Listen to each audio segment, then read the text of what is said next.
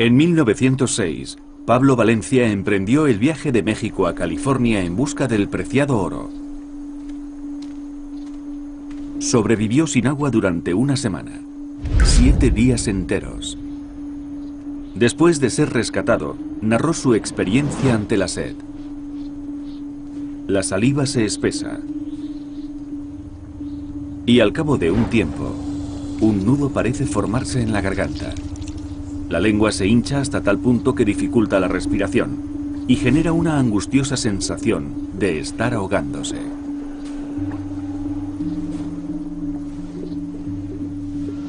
Parece que te va a estallar la cara debido a la tirantez de la piel, y mucha gente sufre alucinaciones. Los párpados se agrietan y los ojos empiezan a secretar lágrimas de sangre. Cuando Pablo Valencia fue encontrado, tenía la piel color gris púrpura. Parecía llena de arañazos, pero no había rastro de sangre. Le habían desaparecido los labios como si se los hubieran amputado. La nariz se le había reducido a la mitad y tenía la mirada fija en unos ojos sin párpados. Este documental no pretende concienciar sobre la supervivencia del medio ambiente, sino sobre nuestra propia supervivencia.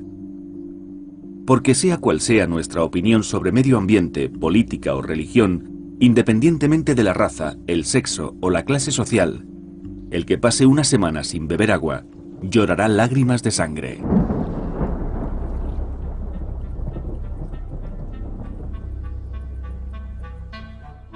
Oro azul, la guerra del agua.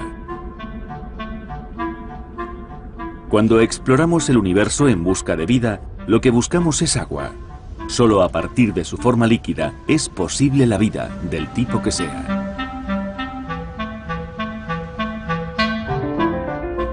El planeta azul. El único planeta conocido capaz de sustentar la vida. El único planeta conocido surcado por agua. La gestión del agua ha sido siempre un asunto primordial para los humanos. Los egipcios dependían absolutamente del río Nilo. Y los romanos utilizaron técnicas de ingeniería para suministrar agua a sus ciudades. Las antiguas sociedades apreciaban el agua, construían sus vidas en torno a ella e incluso la veneraban como a una diosa. Por una razón desconocida, entre el año 800 y el año 1000, el cambio climático agotó casi todo el suministro de agua del pueblo maya. Los agricultores se vieron obligados a desplazarse al interior de la selva tropical. Pero no había agua suficiente para los cultivos y los árboles. Las selvas murieron. El suelo se erosionó. La humedad del aire descendió. El abastecimiento de alimentos se redujo. Los líderes maya rogaron al dios de la lluvia, pero la estación húmeda trajo muy poca agua. El ciclo hidrológico se había roto. A medida que el agua y los alimentos cobraban más importancia para los mayas, menguaba el grado de civilización en las ciudades. La gente regresó a los bosques para empezar una nueva vida. Tenían la esperanza de encontrar alguna cuenca de agua. Pero no fue así. La crisis.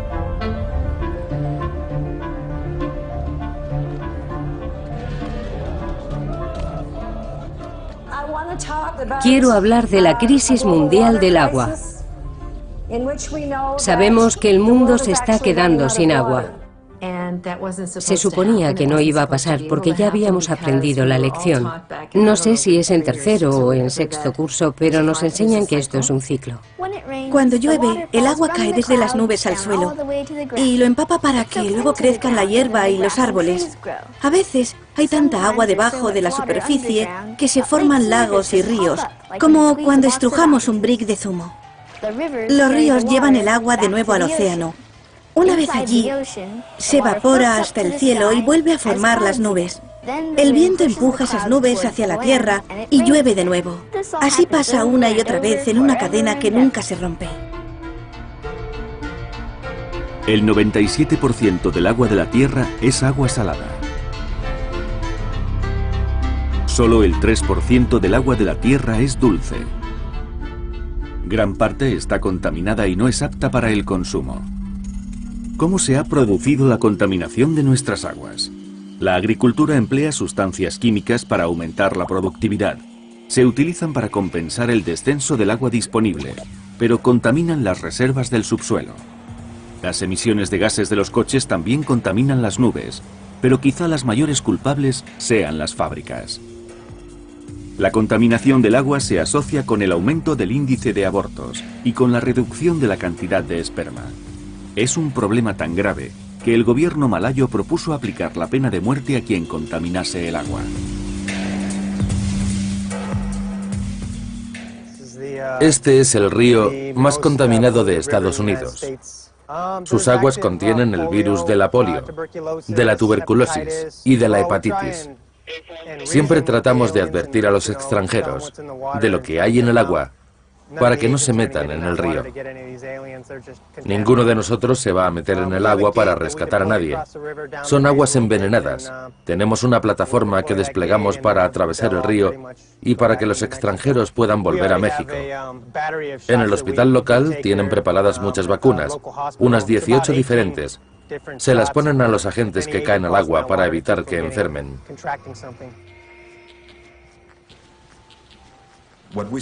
Es un río muy contaminado por culpa de los humanos. El agua apesta como nada que haya olido nunca. Por aquí fluyen unos 25.000 litros por segundo. El río va hacia el noroeste, donde están los campos de cultivo. Y esos productos son los que se consumen después en Ciudad de México.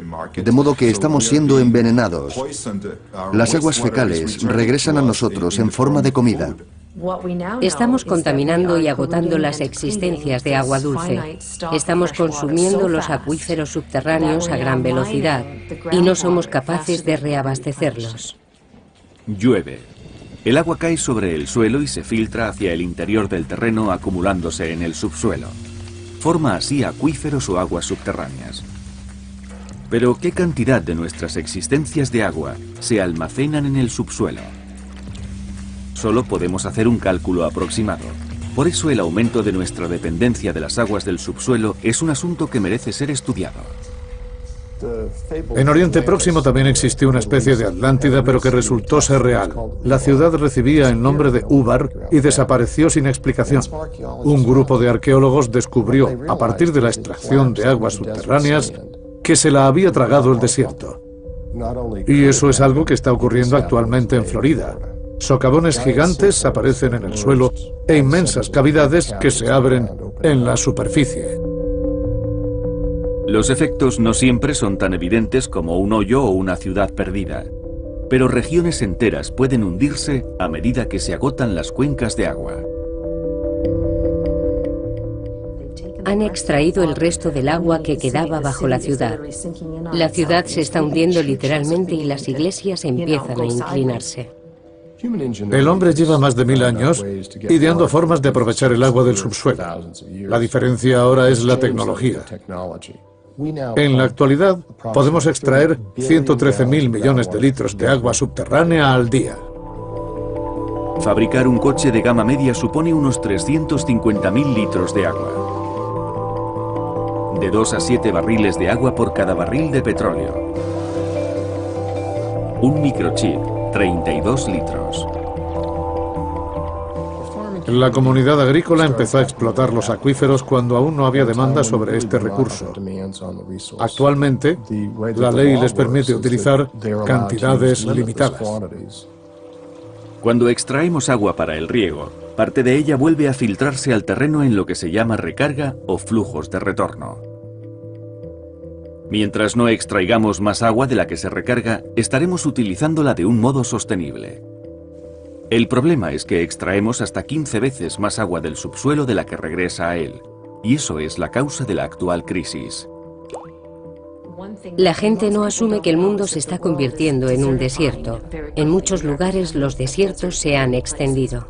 Nuestros suelos se erosionan. Los vientos, las inundaciones y la sobreexplotación de los pastos provocan daños en la superficie de la tierra, y la endurecen hasta el punto de dificultar el filtrado del agua. Nuestra fuente de vida se va a través de los sistemas de alcantarillado y de los ríos y llega directamente a los océanos. En la tierra desaparece la humedad y la vida.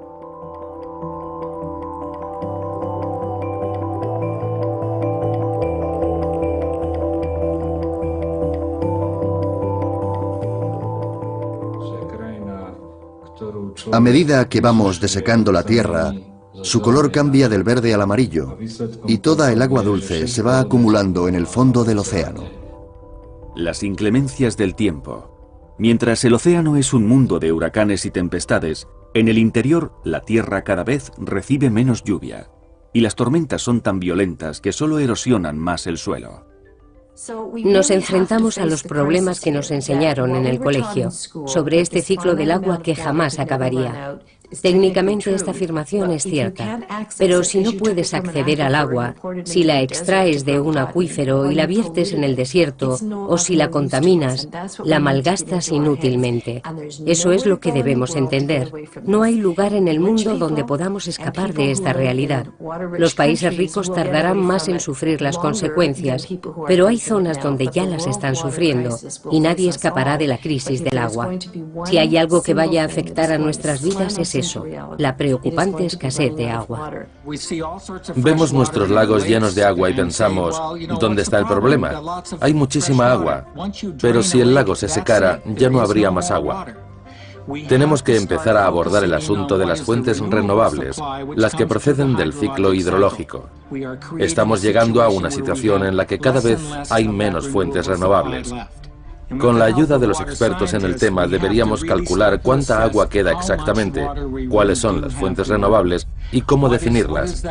Esa es realmente la tarea más urgente, averiguar cuáles son los límites y respetarlos.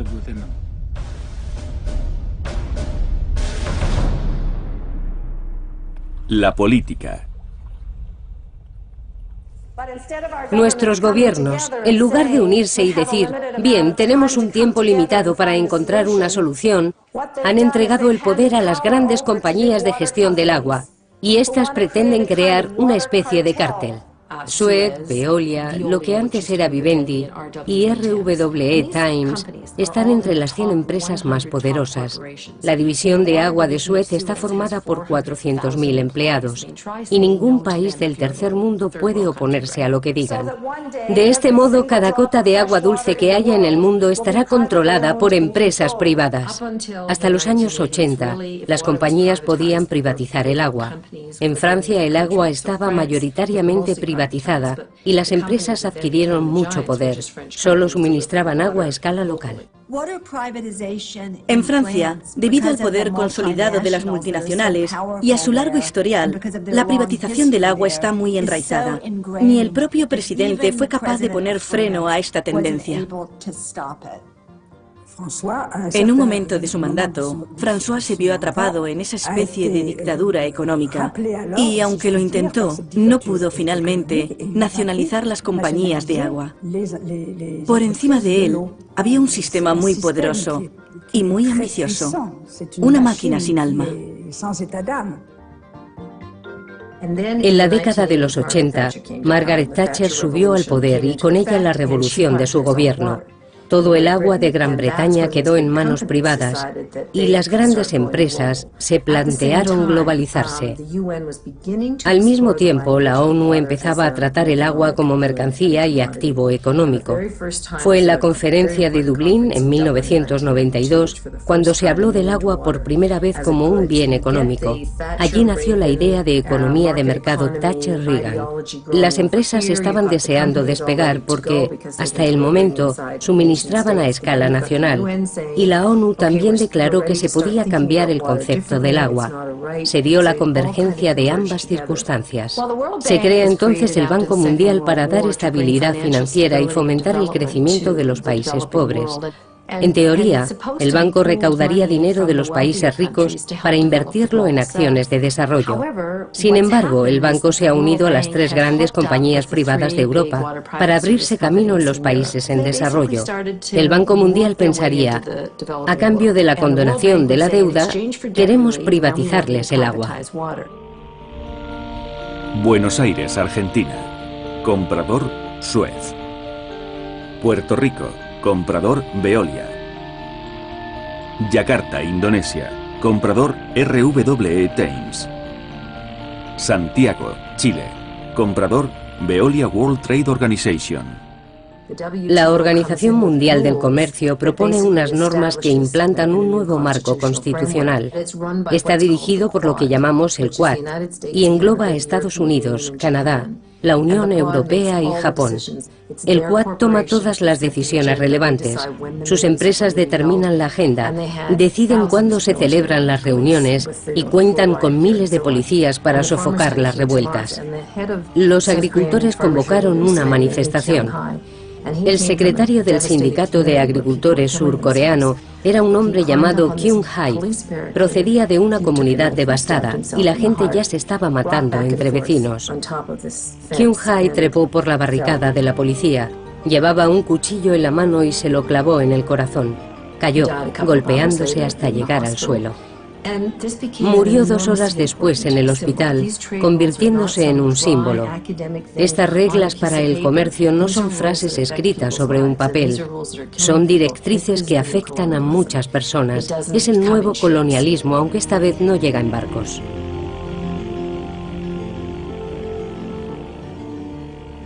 El alcalde de Grenoble decidió privatizar nuestras aguas en beneficio de la empresa Lyonnais de Suez.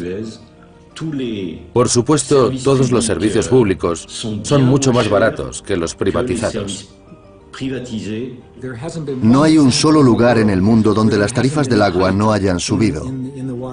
No existía una razón lógica para privatizar un servicio que, hasta ahora, estaba funcionando tan bien. La decisión de privatizar el agua respondía únicamente a fines lucrativos personales. Así compraron al alcalde de Grenoble. No apruebo el control del gobierno en la mayor parte de los sectores. Yo he trabajado para el gobierno federal y para el estatal y conozco el nivel de corrupción que hay. Varios senadores que han sido inculpados en Alaska por casos de corrupción relacionados con el petróleo, pero ¿hasta dónde han llegado? ¿Hasta unos miles de dólares? El problema no es el dinero, es el poder.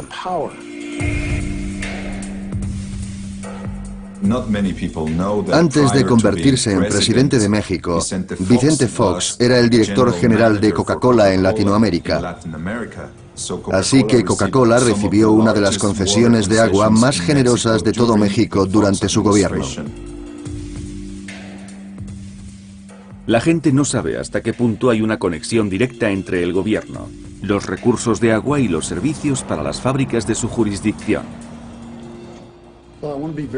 Quiero ser muy claro con la situación de México. El presidente Fox no nos concedió favores en el asunto del agua, ni en ningún otro asunto relacionado con ella.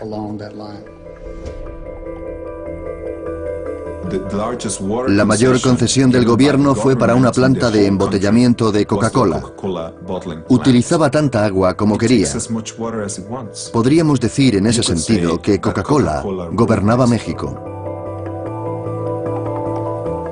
Pensemos, por ejemplo, que Wall Street decide que esta es la mercancía en la que hay que invertir durante los próximos 50 años.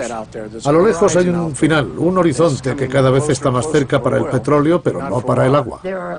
Al menos una docena de empresas cotizan en bolsa y comercian con agua abiertamente en el mercado de valores. Eso no existía antes y ahora está en pleno apogeo. Los cazadores de agua pretenden encontrar una fuente de agua que explotar y que no cueste mucho dinero purificar. El problema es conseguirla y conservarla. Cada vez que cambia el gobierno de un país, los acuerdos vuelven a negociarse. Y cuando se trata del agua, que es propiedad de alguien con quien tienes un contrato, ya no es mercancía segura. La única manera de que sea segura es fabricarla mediante desalinización.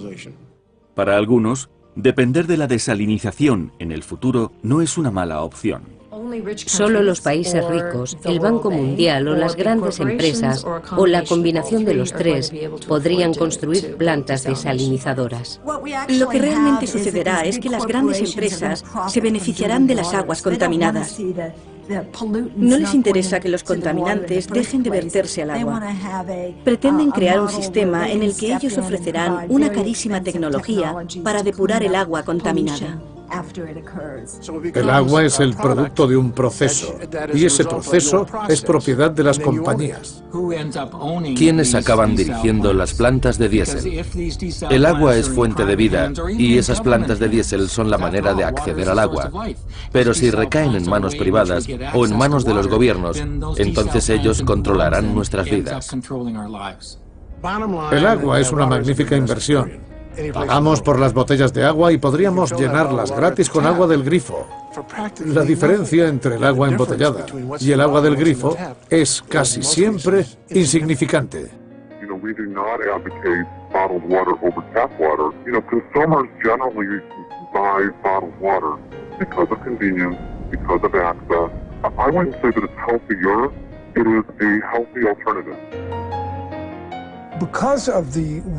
Debido a la escasez de agua en todo el mundo, los grandes lagos empiezan a estar en el punto de mira. Nos preocupan nuestras aguas. De hecho, yo creo que son nuestras. No tienen el derecho a quitárnoslas. El fallo de nuestro marco legal es que concede los mismos derechos a las empresas que a los ciudadanos. Y sería posible que de pronto apareciera Nestlé y empezara a extraer agua. Todo empezó con una reunión que celebramos en New Haven. Como es lógico, Perrier contrató a un asesor para que analizara todos los efectos de las extracciones, y nos dijeron que no tendría ninguna consecuencia negativa. No pasaría nada, ni habría ningún problema con el lago. Le dije a un amigo de la hidrológica, Tom, nos aseguran que esto no va a afectar al lago. Y él respondió, ese tío no es hidrólogo, es traficante de agua. Nos dijeron que no teníamos nada que hacer contra ellos ni sus asesores, pero empezamos a reunirnos y a invitar cada vez a más gente. Nos quedamos asombrados por la cantidad de gente que vino, vecinos de la zona, agricultores, jubilados. El problema alcanzó una magnitud estatal y exigió la intervención del gobernador competente. Este, que primero apoyó la empresa, tuvo que decirles que los vecinos la rechazaban. Se fueron de Michigan a Wisconsin. En 1892, gran parte del territorio de los Grandes Lagos fue entregado por el gobierno de Illinois a una empresa privada. Cuando el siguiente gobierno subió al poder, revocó la escritura de propiedad. Y en 1892, el Tribunal Supremo de Estados Unidos declaró la zona de los Grandes Lagos un área de dominio público. No podía utilizarse, traspasarse o transferirse en beneficio privado. Esa sentencia sigue siendo válida, igual que en el siglo XIX, y es exactamente lo que sirvió de base para presentar la demanda.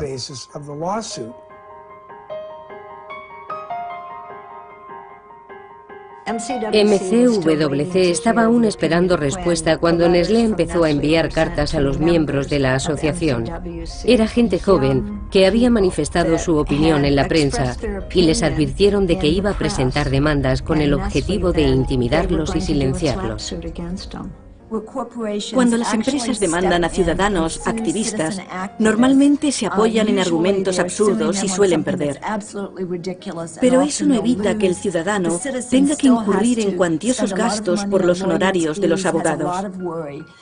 Servirse de estas demandas para disuadir a los activistas resulta indignante, pero es una medida totalmente lícita. Me pareció ultrajante, pero... Pretendían intimidar, y su actitud afectó a MCWC como organización y personalmente a mi madre. No me importaba lo que Nestlé pudiera hacerme. Yo luchaba contra ellos y estaba decidida, pero no iba a permitir que nadie se metiera con mi familia, en particular con mis hijos.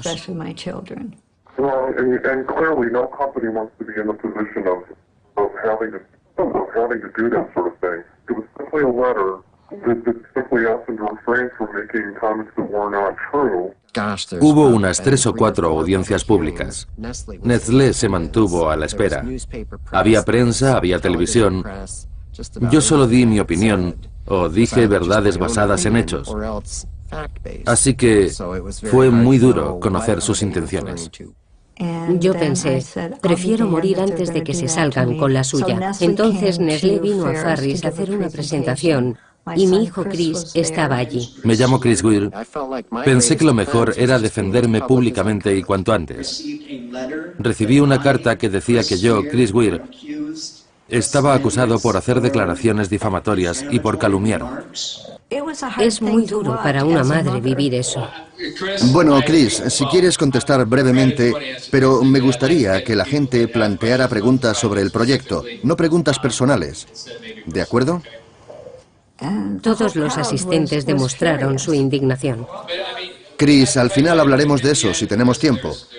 Si no hay más preguntas sobre el proyecto o sobre la política del agua y queda tiempo, trataremos ese tema. No me contestaron entonces, ni tampoco más adelante. La demanda nunca se llevó a cabo. Fue una táctica intimidatoria. El juez dijo que si el nivel del agua disminuía, estarían cometiendo una ilegalidad.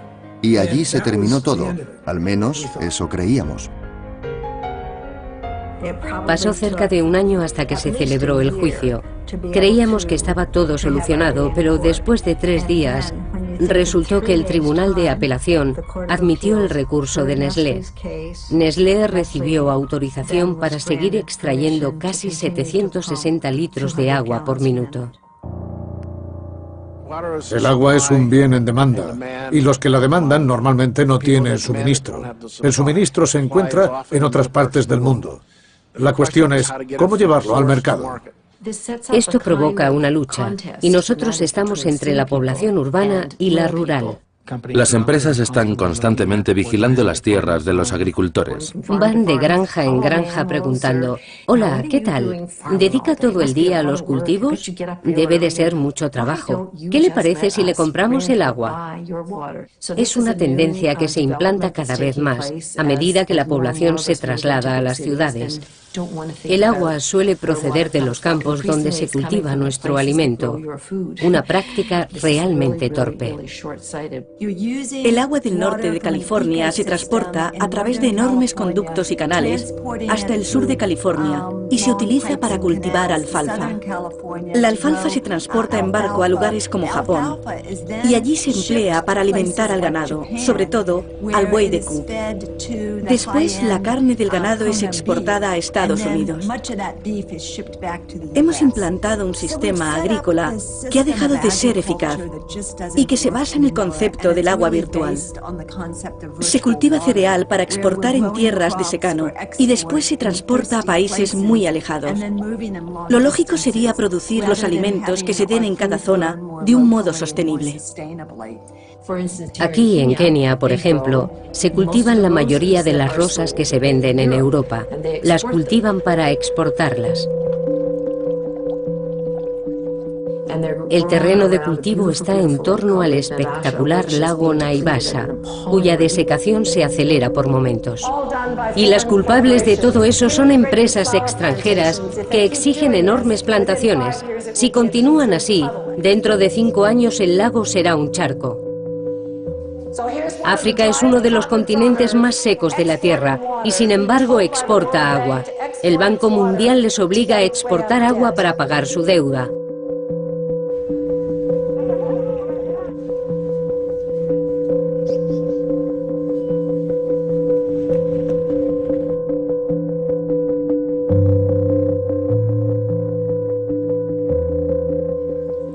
Es un robo, es casi una forma de asesinato. Joan Thorpe Ruth era realizadora de documentales y fue nominada a los Oscar. Como conservacionista de la riqueza de África vivía en Kenia e invirtió grandes esfuerzos por salvar el lago Naivasha. Joan estaba durmiendo cuando sus asesinos rompieron la ventana más próxima a su cama. Ella se despertó y trató desesperadamente de protegerse con las mantas y de enfrentarse a los 3 hombres. Los hombres dispararon sus rifles de asalto AK-47 desde el otro lado de la ventana. Dejaron la habitación destrozada y las cortinas llenas de agujeros. 2 balas alcanzaron a Joan en la pierna, otra en la cadera. Joan se arrastró hacia el baño para tratar de detener la hemorragia con la manta, pero murió desangrada.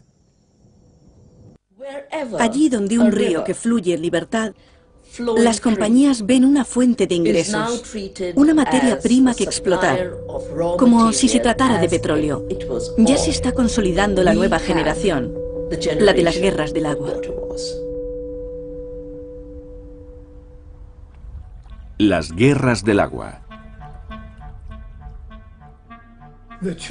El símbolo chino del agua no solo significa agua, también control. En mi opinión, eso tiene un significado muy profundo, porque saber controlar el agua es ahora la base del poder. La palabra rivales deriva de la palabra latina ribus, río. Los rivales eran pueblos situados cada uno en una orilla. Y cuando la tecnología avance, podrán extraer agua de la atmósfera, sacarán agua del cielo y desaparecerán las nubes, nos las robarán. New techniques for controlling the weather are being tried. When conditions are right, rain is made to fall by seeding clouds with dry ice or silver iodine. Eso sucede ya en China, donde puedes pagar a un avión para que surque el cielo y provoque la lluvia antes de que la nube llegue al siguiente pueblo. Así se crean muchos enfrentamientos y aumenta la tensión política.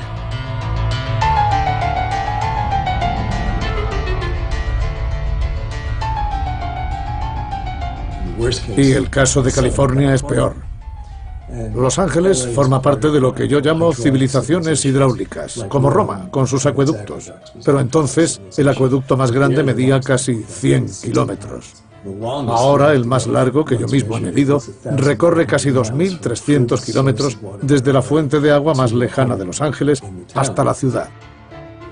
Además, Los Ángeles no se ha planteado cuál debería ser el límite. No les interesa que exista. En Los Ángeles viven 18 millones de personas. Si tuvieran que depender del agua de la zona, solo podrían vivir 3 millones.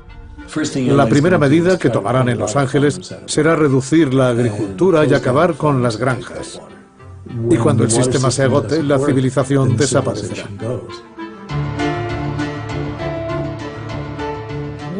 Una de las guerras por el agua más violentas se libra en torno al río Kaveri. El agua es imprescindible para los agricultores de Karnataka y los de Tamil Nadu. Ambos grupos son muy dependientes de las aguas de ese río. Un delincuente de origen tamil, Veerapan, secuestró a un hombre de Karnataka para exigir un rescate. Quería que le pagasen en grandes cantidades de agua para Tamil Nadu. Fue como una partida de ajedrez enmarcada en las guerras del agua. Yo estaba llevando a cabo un estudio de los recursos de la zona. Colaboraba con una universidad y, de repente, el trabajo que había estado elaborando sobre los conflictos por el agua dejó de tener validez. El problema se presentó ante el mundo como un enfrentamiento religioso, no como un problema de escasez de agua. Así es como se presentan muchos conflictos de este tipo, como problemas religiosos, cuando son luchas por los recursos básicos. Quiero hablar de Bolivia, el país más pobre de Sudamérica. Hace varios años el Banco Mundial se negó a concederles un préstamo de 25 millones de dólares. Era para financiar un programa de una cooperativa de aguas, y Bolivia tuvo que vender sus sistemas de agua a una subsidiaria de Bechtel. Los precios del agua en Bolivia se encarecieron más que los de la comida. Esta historia habla de cómo se levantó el pueblo de Bolivia ante este abuso.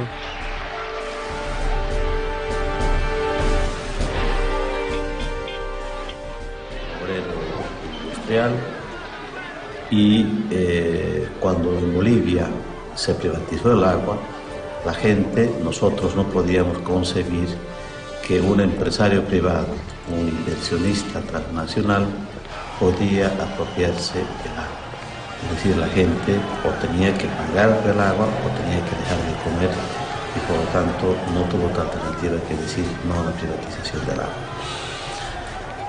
Una rebelión popular, una forma organizativa de multitudes de gente, que desde los campesinos hasta los vendedores de las calles, y empezamos una resistencia. El gobierno sacó al ejército y a la policía para garantizar la seguridad jurídica empresa, garantizar las utilidades y las ganancias de la compañía. Es curioso, el Banco Mundial ha impuesto este tipo de control y adquisición en muchos países en vías de desarrollo. Los servicios sanitarios, la educación, el sector de la energía, las minas. Pero cuando se trata del agua, algo se remueve dentro de nosotros y aunque no hayamos protestado en otras ocasiones, lucharemos por nuestra agua. Asociados a una abierta complicidad de los gobernantes en ese tiempo en Bolivia, que inclusive se privatizó el agua de la lluvia, es decir, que se prohibía a la gente el acumular el agua de la lluvia. Así comienzan las guerras civiles, cuando el ejército trata de controlar a los disidentes locales, enfrentados a las compañías internacionales. ¿A quién protegen? Su pueblo no tiene agua y ellos protegen a los inversores extranjeros. Más de 100 heridos de bala, numerosos detenidos. Civil, hubieron más de 20 francotiradores que mataron e hirieron a la gente. Hugo Daza, un adolescente de 17 años, fue asesinado de un tiro en la cara.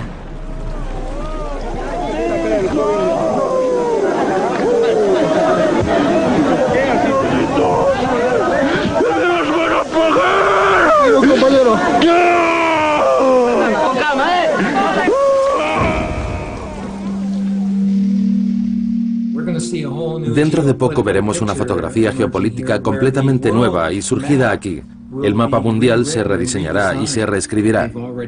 Ya se han definido las áreas donde el conflicto será potencialmente más intenso, en los próximos 10, 15 o 20 años. Las áreas más ricas en agua de todo el mundo, ahora mismo, Brasil, Canadá y Rusia. Estas superpotencias empiezan a tomar posiciones. La energía derivada del agua es la garantía para su futuro y para su seguridad militar y comercial. Ellas mismas se están dando cuenta de que deben garantizarse esas futuras fuentes de agua. Estados Unidos está realizando maniobras de entrenamiento militar en la zona de los Grandes Lagos y 80 administraciones de pueblos cercanos han solicitado al gobierno que las suspenda, pero no tienen intención de hacerlo. Yo me impliqué en este asunto en los 80. Canadá estaba negociando un acuerdo de libre comercio y el agua se incluía como un bien. Se acordó que en un periodo de 2 a 5 años, el agua de Canadá llegaría desde el norte del país al medio oeste estadounidense por un acueducto. ¿Quién lo sabía? Querían trasladar esa agua a un megacráter en las rocosas para convertirlo en una especie de inmensa reserva. Nadie se levantó en nuestro país contra Estados Unidos para reivindicar nuestra agua. Estados Unidos consideraría esa protesta muy grave, tanto como si colocáramos misiles a lo largo de la frontera con su país. No tolerarían algo así. En el nuevo marco internacional, donde el agua recibe el mismo trato que el petróleo, la protección de ese bien se garantiza a través de la defensa militar. Parte de Brasil se asienta sobre uno de los acuíferos más grandes del mundo, el Guaraní. Se trata de una de nuestras principales fuentes de agua dulce en el futuro. Recientemente, Estados Unidos ha establecido una base militar justo en la frontera con Paraguay. Como saben, en Estados Unidos también se enfrentan al problema de la escasez de agua, de modo que este asunto cada vez adquiere más importancia en su agenda de política exterior. El exsecretario de Defensa Donald Rumsfeld emprendió una misión secreta a una serie de lugares en Sudamérica, Paraguay entre ellos. Pretendía tantear la situación y averiguar si era posible aumentar la presencia de fuerzas estadounidenses en la zona. Poco después de la visita de Rumsfeld, unas 500 fuerzas especiales se asentaron en una base militar de Paraguay. Para cuando quisimos darnos cuenta de que los estadounidenses venían a establecerse en la región, ya era demasiado tarde. El Parlamento de Paraguay ya lo había aprobado. Sin duda ninguna, esa región del planeta se convertirá en el Oriente Medio del agua en el futuro. Los estadounidenses se conducen siempre del mismo modo. y principalmente su gobierno abordan todos los problemas desde una perspectiva económica, militar y depredadora. Y cuando se encuentran con algo que no pueden conseguir con palabras, emplean la fuerza. Este enfoque económico a tan corto plazo es el mismo que adoptaron para la guerra de Vietnam y la guerra de Irak. ¿Qué más hace falta? ¿Acaso no han aprendido aún la lección? El camino hacia adelante. Hace unos pocos días, el gobierno boliviano echó a patadas a Bechtel del país.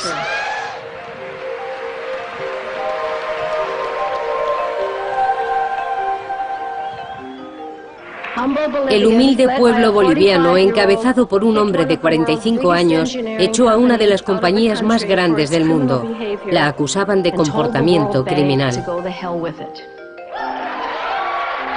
Bueno, 2 días después de la victoria popular, yo tuve la posibilidad de viajar a Washington. Primera vez en mi vida que salí a Estados Unidos, segunda vez en mi vida que salía fuera de mi país. Este zapatero de Cochabamba, Bolivia, pronunció uno de los discursos más conmovedores que he oído. Solo somos dueños del agua y del aire. Posibilitó la pérdida del miedo que se tiene frente a los poderes constituidos económicos, financieros, políticos y militares. Es que la única fuerza capaz de transformar el mundo, capaz de transformar la sociedad, es esa capacidad de unidad, de organización y de movilización de la gente frente a cualquier poder. El auditorio quedó tan conmovido que no se conformaron con aplaudirle. Se levantaron de las sillas. Fue una ovación impresionante que no terminaba nunca. Fue un momento estelar porque venía de una escabrosa historia, una historia real. Nos estamos quedando sin agua y no tendría que ser así. Pero aún no es demasiado tarde. La Tierra tiene un poder de recuperación increíble. Su capacidad para renovarse es asombrosa. La mejor manera de luchar contra la privatización del agua es garantizar el acceso de todo el mundo al agua. De ese modo se elimina la necesidad de comercializarla. A pesar de lo que digan las grandes compañías, la solución es muy sencilla: devolver el agua a su ciclo natural y dejar que la tierra se irrigue con agua de lluvia. Nosotros estamos ofreciendo una solución muy sencilla y muy barata. Todos los años invitamos a jóvenes y voluntarios a un campamento de verano. Pasan aquí cerca de 2 semanas y son un gran apoyo para nuestra asociación. Vienen entre 100 y 400 personas que se dedican a construir pequeñas presas de madera en los arroyos y preparan los abrevaderos para acumular el agua. Esperamos que con eso nuestro planeta amarillo vuelva a ser verde. Eso puede traer la lluvia a países en sequía, porque fomenta la creación de nubes y de agua en la atmósfera. Además, esto nos permite crear muchos puestos de trabajo en los países pobres de todo el mundo. La alternativa azul constituye una solución sencilla y barata a un problema muy complejo. Francamente, ese es el único antídoto contra la desalinización. Es el tipo de actitud que debemos asumir para reconstruir los sistemas de agua subterráneos. Debemos dejar de recurrir a los acuíferos y no extraer más agua de un modo tan inconsciente. En Estados Unidos, la mayor parte del consumo de agua se destina a la agricultura, así que la solución al problema pasa por revisar nuestros métodos agrícolas. La eficacia del agua en la agricultura hidropónica es de 20 a 30 veces superior que en los cultivos en el exterior. Este sistema consiste en verter el agua directamente en la base de la planta a través del goteo o microirrigación. Por ejemplo, podemos criar tilapias en cautividad y cuando crecen emplear esa agua rica en nutrientes para regar los cultivos. El exceso de agua que llega a la raíz se recoge y vuelve a utilizarse para los peces, es decir, se reintroduce en el sistema. Estas tecnologías son las que salvarán el planeta en el próximo siglo. Cuando era pequeño, no pensaba en eso. Creía que todo el mundo iba al colegio que a todo el mundo le regañaban sus padres. En mi colegio hacíamos campañas, apoyábamos la lucha contra el cáncer y se recaudaban fondos para países en desarrollo.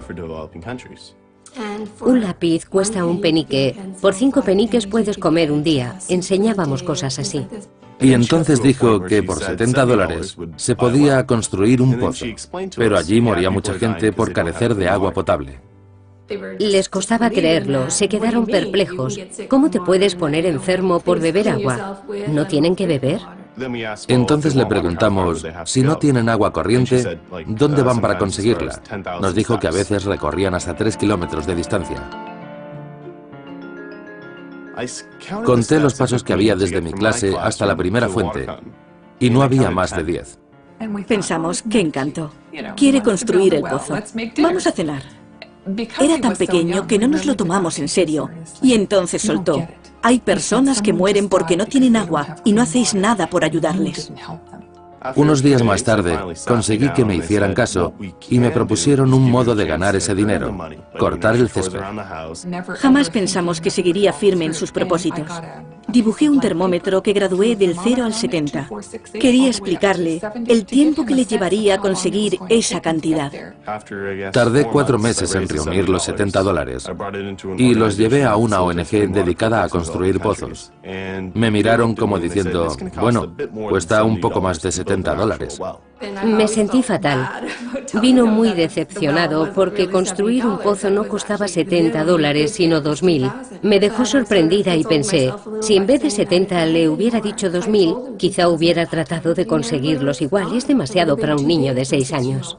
Empecé a hablar en mi barrio y a recaudar dinero, y creamos la fundación El Pozo de Ryan. Conseguimos recaudar $2 millones que, hasta el momento, han servido para construir 266 puntos de abastecimiento de agua. Hemos ayudado a 500.000 de personas. Todo el mundo da el acceso al agua, por supuesto, pero habría que crear una comisión para los temas relacionados con el agua. Piensen en el cambio climático. Hay grupos trabajando en este campo desde hace 20 años y han tardado mucho en concienciar a la gente y en promover los cambios legislativos imprescindibles para atajar el problema. Y el tema del agua exige el mismo esfuerzo. La ONU debe elaborar una convención que declare el agua un derecho humano y de dominio público. No se le puede negar a nadie por el simple hecho de que no puedan pagarla. Con esta exigencia, llevamos el problema a un plano internacional. La actitud de las empresas privadas se ha globalizado, ha trascendido al ámbito nacional del derecho. Debemos dotar al mundo de un instrumento internacional que controle estas empresas. Estamos hablando de un asunto de vida o muerte, pero es necesario arriesgarse. A veces será peligroso, pero tenemos el poder del pueblo de nuestro lado. A pesar de la disconformidad de los habitantes de Freeburg, la empresa embotelladora Poland Springs construyó una planta en su territorio. Para apaciguar el descontento, Poland Springs regalaba una caja de botellas de agua a los 50 primeros vecinos que visitaran sus instalaciones. Liderados por Howard Dearborn, un republicano de 80 años y dueño de un supermercado local, los ciudadanos vertieron el agua de las botellas en la laguna del Lovewell, de donde había sido extraída. El proceso judicial costó más de $1 millón. Hemos aprendido y hemos desarrollado nuevas formas de recaudar fondos, pero deben comprender que somos ciudadanos normales, vivimos día a día y esto es algo muy complejo para nosotros. No sé si habrá algún activista dentro del grupo. Cuando procedes de las bases, los legisladores no te ven como un activista. Creo que esa es la ventaja, lo que tenemos a nuestro favor, porque no pueden acusarnos de estar todo el día protestando. Seguramente lo que resulte de esto ya no nos afectará a ninguno de nosotros porque estaremos muertos. Pero luchamos por nuestros hijos y nuestros nietos. Y si no hacemos algo para salvar la situación, ¿qué quedará? Lo importante es que esa gente está ahí. Republicanos, demócratas, todos están unidos y eso es admirable. Porque si el dinero empieza a ser más importante que el agua, ¿a dónde llegaremos? Después de aquello, el alcalde de Grenoble fue sometido a juicio y condenado a una pena de cárcel. Nos hemos creado enemigos muy peligrosos. Pero como decía mi madre, la gente fuerte tiene enemigos fuertes. La protección del agua no solo debe producirse a escala gubernamental ni a escala global. Nosotros, como pueblo, debemos proteger el agua del siglo XXI. ¿De cuánta agua dispongo? ¿Cuánta me pertenece? Deberíamos saber eso, igual que sabemos el nombre de nuestra ciudad.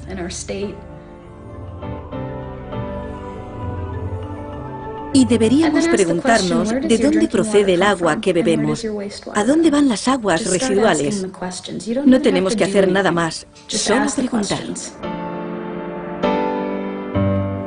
En la cafetería de mi colegio vendían agua Ice Mountain. Un día el director vino a clase y le dije a mi profesora que tenía que hablarle de Ice Mountain. Este es mi cartel con todos los problemas que ha provocado Ice Mountain.